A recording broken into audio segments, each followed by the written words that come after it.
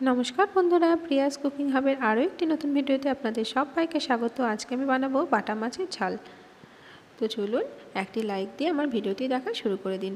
আমি এখানে একটু আদা, রসুন, জিরে, একটু কাঁচা লঙ্কা আর একটা ছোট্ট মতো পেঁয়াজ একসঙ্গে বেটে নেবো। 5টা বাটা মাছ আমি ভালো করে ধুয়ে বেছে কেটে নিয়ে চলে এসেছি। এরপর এই বাটা মাছের মধ্যে সামান্য একটু লবণ আর হলুদ মাখিয়ে নেব। দেখুন আমি লবণ আর হলুদ দিয়ে দিলাম। আর একটা কথা বন্ধুরা, আমার ভিডিওগুলো ভীষণ ছোট্ট হয়, প্লিজ কেউ স্কিপ করে দেখবেন না।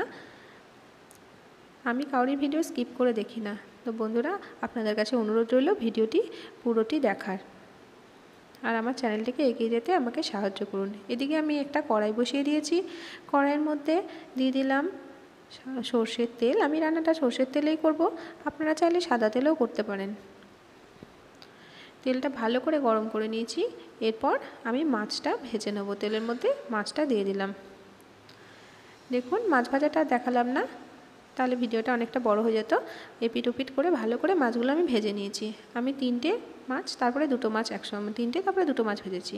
এরপর ওই তেলের মধ্যেই সামান্য একটু কালো জিরে আর একটু হলুদও দিয়ে দিলাম। আমি একটা বড় সাইজের আলু লম্বা লম্বা করে কেটে রেখেছিলাম, সেই আলুটা আমি দিয়ে দিলাম। আলুটাকে ভালো করে ভেজে নিলাম। দেখুন আলুটাকে লাল লাল করে ভেজে নিয়েছি। এবার একটা ছোট্ট পেঁয়াজ আমি কুচিয়ে রেখেছিলাম, সেই গোছানো পেঁয়াজটাও আমি দিয়ে ভালো করে নাড়াচাড়া করে নিচ্ছি। আলু আর পেঁয়াজটা ভাজা ভাজা করে নিচ্ছি। এবার একটা তেজপাতা দিয়ে দিলাম। আমি এখানে শুকনো লঙ্কা ব্যবহার করিনি, আপনারা চাইলে শুকনো লঙ্কা দিতে পারেন। যেহেতু বাচ্চারা খাবে তাই আর ঝাল করলাম না। আমি এমনিতেই কাঁচা লঙ্কা ওখানে বেটেছি মশলার সঙ্গে, তার জন্য। এবার যে মশলাটা আমি করে রেখেছিলাম সেই মশলাটা এর মধ্যে আমি দিয়ে দিলাম। মশলাটা দিয়ে ভালো করে নাড়াচাড়া করে মশলাটাকে ভাজা ভাজা করে নেব। তো দেখুন মশলাটা যতক্ষণ না ভাজা ভাজা হচ্ছে ততক্ষণ নাড়তে থাকবো। এবার এখানে আমি সামান্য একটু হলুদের গুঁড়ো দিয়ে দিলাম, আর দিয়ে দিলাম একটু কাশ্মীরি লঙ্কার গুঁড়ো। কাশ্মীরি লঙ্কার গুঁড়োটা সম্পূর্ণ অপশনাল, আপনারা না চাইলে নাও দিতে পারেন। আপনারা এখানে মশলাতে টমেটো ব্যবহার করতে পারেন, আমি আজকে টমেটো দিইনি।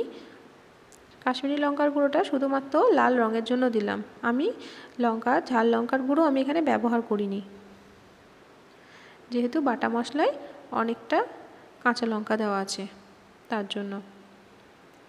মশলাটা ভাজা হয়ে গেছে এদিকে আমার। এবার আমি জল দিয়ে দিলাম। এখনও পর্যন্ত আমি কিন্তু লবণ দিইনি এর মধ্যে।